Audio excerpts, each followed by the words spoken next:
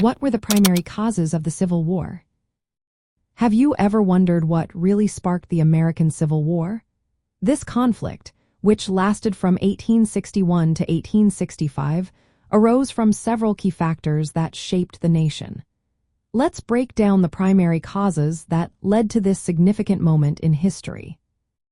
First and foremost, slavery was at the heart of the conflict. The Southern states relied heavily on slave labor for their agricultural economy, especially in cotton production. In contrast, the Northern states had industrialized and did not depend on slavery. Abolitionists in the North, who believed slavery was morally wrong, aimed to end it across the United States. This created a profound divide, as Southern states feared that abolishing slavery would threaten their way of life. Next, we have the issue of states' rights. Southern states felt that the federal government was overstepping its authority by imposing laws that interfered with their right to own slaves and expand slavery into new territories. They believed states should govern themselves without federal interference. This belief led to the idea of nullification, where states could declare federal laws invalid within their borders.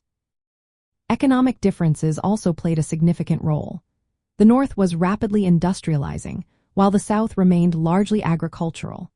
The North supported tariffs to protect its industries, which the South viewed as harmful to their economy. Additionally, the two regions had different visions for expanding the United States. The North wanted to preserve new territories for free labor, while the South sought to extend slavery into these areas. Territorial expansion was closely tied to the slavery debate. The South wanted to ensure that slavery could spread into new territories and states, while the North opposed this expansion.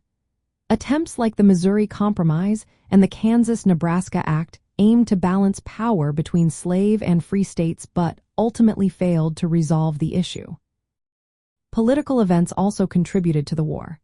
The election of Abraham Lincoln as president in 1860 was a major trigger. Lincoln and his Republican Party were committed to stopping the expansion of slavery into new territories. His victory, without any Southern electoral votes, signaled to the South that they had lost political influence, leading to the secession of several Southern states.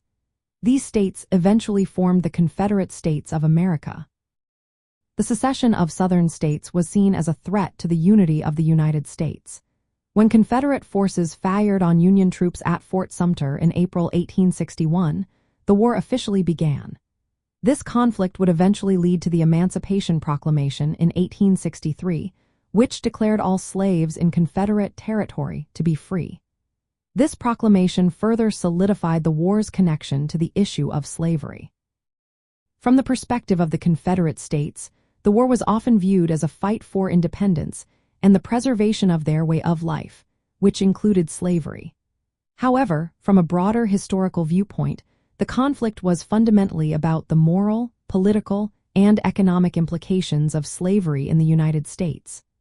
Understanding these primary causes helps us grasp the complexities of this pivotal moment in American history.